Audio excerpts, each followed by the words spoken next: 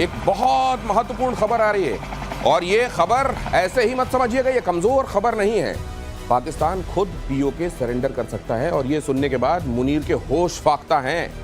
कैसे वो anti India narrative चला चलाकर अपनी कुर्सी किसी तरीके से बचाए हुए है और एक बड़ा वर्ग है जो कह रहा है कि एक तो जिसका लेजिटिमेट हिस्सा है उसको वापस कर दो, इंडिया को वापस कर दो, और दूसरे ये तेजी से वापस तब कर दो जब तुम खुद संभाल नहीं पा रहे हो। ये पूरी खबर क्या है आपको बताऊंगा, मेरे साथ जो एक्सपर्ट्स हैं इसको एनालाइज करेंगे। पाकिस्तान में उठी पीओके सरेंडर करने की मांग, देखिए जरा। पाकिस्तान के पूर्व डिप्लोमेट जफर हिलाली ने कही बड़ी बात, पीओके से सेना पीछे हटा लेनी चाहिए। जफर हिलाली ने कहा, हिलाली की सलाह पर पाकिस्तान में हड़कंप मचा हुआ है और जफर हिलाली ने यह बात ऐसे ही नहीं कह दी है। इस तरह की सोच का, इस तरह की मांग का एक बड़ा जनाधार है, बहुत बड़ा हिस्सा है। खुद पीओके में रहने वाले लोग ये कहते हैं कि हमको कहां फंसा रखा है, हम जहां के असल में जहां से बिलोंग करते हैं वहां हमें जाने दो। तो क्या ये जफर हिलाली की बात इन सब चीजों को मेजर करने के बाद एक मेजर्ड स्टेटमेंट है और क्या ये आने वाले दिनों में ज्यादा रिवर्बरेट करेगा या एक वन ऑफ स्टेटमेंट बनकर रह जाएगा? जनरल सिन्हा मेरे साथ जुड़ रहे हैं, ग्रुप कैप्टन डीके पांडे मेरे साथ जुड़ रहे हैं। बहुत स्वागत है आपका। जनरल सिन्हा, ये स्टेटमेंट क्या है? देखिए, स्टेटमेंट तो बहुत ही बड़ा लोडेड है, बड़ा तगड़ा है। और देखिए, इसकी आवाज ऐसा नहीं कि पहली बार उठ रही है, इसकी आवाज तो भारत की धरती से हरदम उठती है। कुछ तो ऐसा था कि हम लोग शायद चल पड़े हैं, ऐसे फौज के अंदर में भी ऐसी आवाजें आती हैं। और देखिए, जो परिस्थितियां बदल रही हैं उसमें उनकी भलाई है कि इसको छोड़ दें। ये तो जाने वाला तो है ही है। देखिए, यदि बचाना चाहते हैं अपने बलूचिस्तान को या खैबर पख्तूनख्वा को, तो इनको छोड़ दें। जब पीओके की बात होती है, हम गिलगिट बल्तिस्तान की बात करते हैं, हम सस्काम वैली की बात करते हैं। और देखिए, ऐसा नहीं है, कुछ अंडर द टेबल हमारी कुछ बातें चल रही हैं जो कंसर्न उधर से भी, हमारे नॉर्दर्न बॉर्डर वाले जो बैठे हुए हैं वहां भी बात हो रही है। यदि हमारी रीसेटिंग होगी, यदि ये होगी, तो इसमें ये भी आएगा पीओके।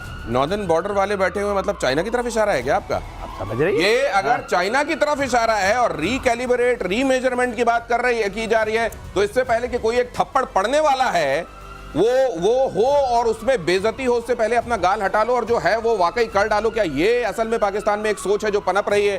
क्या सर ये हो भी सकता है? असल में उन्होंने तो शख्सगाम इसलिए दे दिया था कि चाइना हमारा एक तरीके से मुहाफिज बनकर यहां पर रहेगा, पीओके वापस इंडिया नहीं लेगा, लेकिन क्या भी उल्टा भी पड़ सकता है? देखिए, दो बातें। पहली बात तो कि जफर हिलाली का नाम क्यों आ रहा है इसमें कहानी में? जफर हिलाली बहुत स्ट्रॉन्ग फॉलोअर हैं कि पीओके पाकिस्तान में रहे।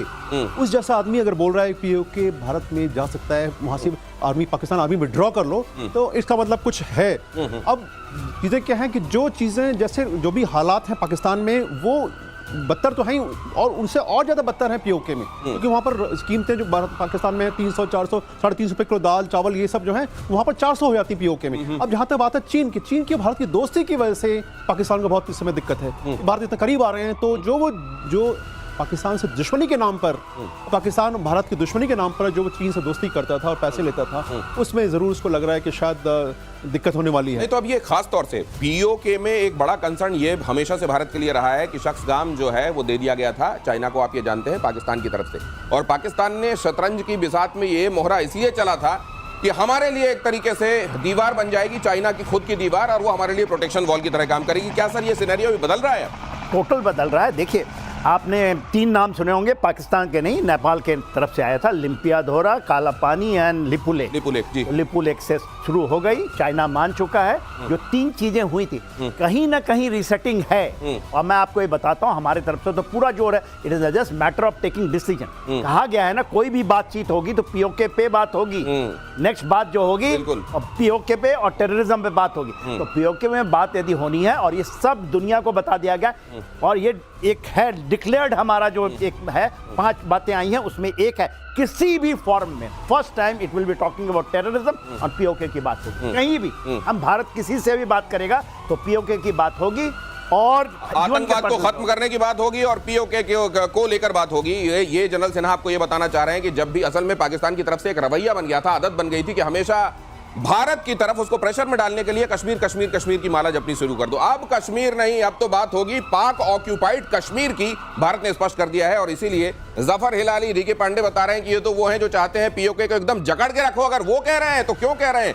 निश्चित रूप से बहुत कुछ बदल रहा है और नौसेना को एक साथ 2 युद्धपोत मिले। अगली खबर, आईएनएस उदयगिरी, आईएनएस हिमगिरी की कमीशनिंग, दोनों वॉरशिप मेक इन इंडिया की मिसाल। जहाज के 75% से ज्यादा कलपुर्जे स्वदेशी। विशाखापट्टनम में रक्षा मंत्री राजनाथ सिंह की मौजूदगी में युद्धपोत नौसेना में शामिल किए गए। हिंद महासागर में भारत की डिफेंस कैपेबिलिटीज और मजबूत होंगी। कल ही हम लोग ये डिस्कस कर रहे थे कि हमारी ब्लू वाटर स्ट्रेंथ क्यों जरूरी है हॉर्मुज से लेकर मलक्का तक। ये जनरल सिन्हा ने आपको बताया था कि क्यों जरूरी है कि आपकी ताकत और ज्यादा बढ़े। जो समुद्र में मजबूत होता है वही धरती पर राज करता है। आपने ये बात सुनी भी है स्ट्रेटजिस्ट के मुंह से, और इसीलिए भारत की तरफ से उस पर हर गुजरते दिन के साथ जोर देता भारत आपको दिखाई भी देता है। जनरल सिन्हा, कितना सिनेरियो बदलेगा जिस स्पीड में ये काम हो रहा है? देखिए, स्पीड की जब आप बात की है 2035 तक का ये है। 175 मोर पोर्ट ये हमारे यहाँ आएंगे शिप्स, 175, और हम चाइना को क्रॉस करेंगे। ये हमारे डॉक्ट्रिन के पार्ट है, हमारे प्रोजेक्शन का पार्ट है, और वो होगा। जिस तरह से हमने कहा ना, सुदर्शन चक्र 35 तक 10 175 नए, और उसमें फ्रिगेट होगा, डिस्ट्रॉयर्स होंगे। आप देखिए, थर्ड या फोर्थ 4 हमारे पास, और 2 तो हैं एयरक्राफ्ट कैरियर्स जिसकी हम बात करते हैं, वो 2 और हेड होंगे। तो आप देखिए ना, मैरीटाइम डोमेन में कल हमने केवल 2 ही जगह, स्टेट ऑफ मलाका, स्टेट का बल और मंडेप तक की बात हो रही है, और नीचे में जब जाते हैं हॉर्न ऑफ अफ्रीका की बात हो रही है। तो हमारे इंडियन ओशन रीजन में हम अपना विस्तार जो कर रहे हैं उसमें पैसिफिक की भी बात आ जाती है।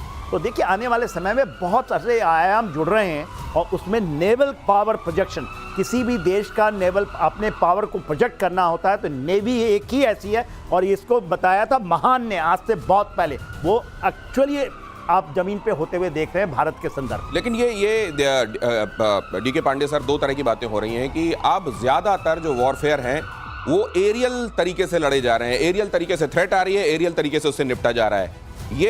और लेकिन हमेशा वो बात भी जो कही जाती रही कि जो समुद्र पर मजबूत होगा वही धरती पर राज करेगा। ये दोनों चीजें एक साथ उतनी ही प्रासंगिक हैं या किसी एक का महत्व ज्यादा हो गया है? नहीं, देखिए, बात करता है कि भौगोलिक परिस्थितियां क्या हैं, किस क्षेत्र में हैं। अब इंडियन ओशन रीजन और इंडो पैसिफिक में दोनों तरफ तनाव बढ़ रहा है, क्योंकि चीन की जो कार्रवाइयां रही हैं वो एक्टिविटीज बहुत ज्यादा जो है संदेहास्पद रही हैं।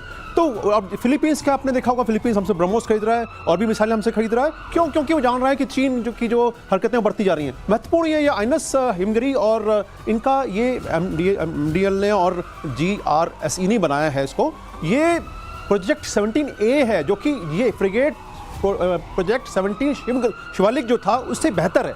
इसमें स्पेशल सेंसर सूट्स हैं, इसके अंदर इसमें जो मारा क्षमता है, स्टेल्थ एलिमेंट कल हम पहले डिस्कस कर लिया था, स्टेल्थ एलिमेंट है, और कहते हैं कि स्टील की शक्ति और इंडिया की पावर ये मिलकर एक नमूना पेश होता है हिमगिरी। और ये इसलिए भी बहुत महत्वपूर्ण, पहले से भी कहा जाता है कि अगर भारत के सेना के तीनों अंगों की आप बात करें तो उसमें सबसे ज्यादा खुद मुख्तारी, सबसे ज्यादा सेल्फ रिलायंस, सबसे ज्यादा आत्मनिर्भरता पहले से ही नेवी की रही है, और नेवी में अब ये और ज्यादा होता हुआ आप देख रहे हैं। अगली खबर देखिए, ब्रह्मोस के बाद फिलीपींस प्रलय मिसाइल खरीद सकता है।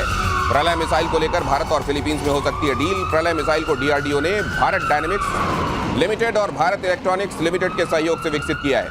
प्रलय कम दूरी वाली बैलिस्टिक मिसाइल है, लेकिन इसमें जो अगर आप इसमें मेगा पिक्चर देखें तो मेगा पिक्चर यह है कि भारत में बने हुए हथियारों की मांग चारों तरफ बहुत तेजी के साथ बढ़ रही है। अब देखिए, प्रलय को लेकर फिलीपींस की तरफ से डिमांड आई है। सर, इसके मीनिंग समझाइए। देखिए, जो प्रलय है, ये हम तो ब्रह्मोस की बात करते हैं, वो सुपरसोनिक है, ये हाइपरसोनिक है, 6.1 मैक के साथ जाती है, और इसकी दूरी आपने बताया टैक्टिकल मिसाइल है 150 to 500 आपका, और ये जो लेके जाता है क्षमता 1000 किलो तक का। तो सोचिए मार, और ये आपके केवल ये नहीं है कि इसे पेनिट्रेट करेगा फिर फटेगा, तो हम कहते हैं ना डीप पेनिट्रेटिंग एंड देन, ये सबसे अच्छा GBU टाइप का है, मतलब GBU टाइप का। हाँ। और ये आपके जो रनवे है वो एंटी रनवे के लिए बनाया गया है, पूरे रनवे को पूरी तरह ध्वस्त कर देगा एक मिसाइल, एक रनवे को। इसकी मारक क्षमता इतनी ज्यादा है, इसलिए इसकी इंपॉर्टेंस है। और ये जब आए थे फिलीपींस के राष्ट्रपति, जो आपने देखा, उसी समय 2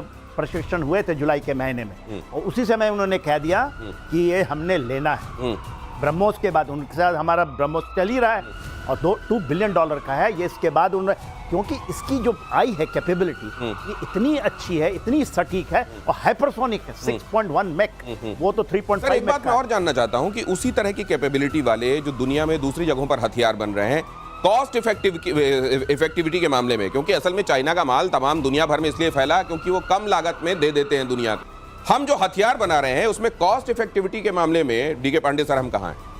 देखिए कॉस्ट, देखिए हमारा सबसे बड़ी शक्ति क्या है, मैन पावर। हमारे पास workforce is very strong, तो उसकी वजह से जो कॉस्ट, बेसिक कॉस्ट आती है वो आपकी मिनिमाइज होगी, नंबर 1। नंबर 2, हमने जो बनाए वो बहुत क्रेडिबल सिस्टम्स बनाए हैं। ऑपरेशन सिंदूर में ये सिद्ध हो गया कि चीन के जो माल है वो क्या है, उसकी क्रेडिबिलिटी है। और हमारे लोगों ने देखिए प्रिसाइज अटैक करना ब्रह्मोस से प्रूव किया। बाकी जो हमारे सिस्टम थे, राफेल, Su-30, इन उन्होंने जो ऑपरेशंस किए रखी है, ये बताता है किस प्रकार से हम अपना वर्चस्व पूरे भारतीय वायु क्षेत्र में बनाने में समर्थ दो चीजें हो गई। एक तो प्रिसाइज अटैक करना है, आपको पिन पॉइंटेड करना है, भारत का हथियार ले लीजिए। दूसरा, अगर आपकी जेब उतना अलाउ नहीं कर रही है, भारत है ना, भारत आपको देगा 1/10 प्राइस, 1/10 1/10 है ये, एक दहाई कीमत में।